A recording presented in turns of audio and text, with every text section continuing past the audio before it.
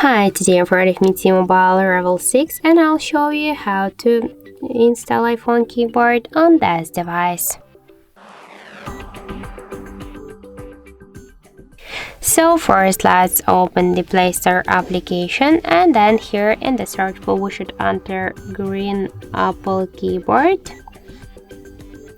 And now we should get this application. That's why tap to install and wait a couple of seconds. After that, tap here to open the app, click enable in settings, and near green Apple keyboard tap once on the switcher and click twice to OK. Then just go back, click switch input methods and switch your keyboard to green Apple keyboard. Now the process is finished, so let's go here to the app search to see the new look of our device keyboard, and we can see that this keyboard is so close to the iPhone one as all of these emojis. So that's it. Thank you for watching, and if you find this video helpful, don't forget to leave a like, comment and to subscribe our channel.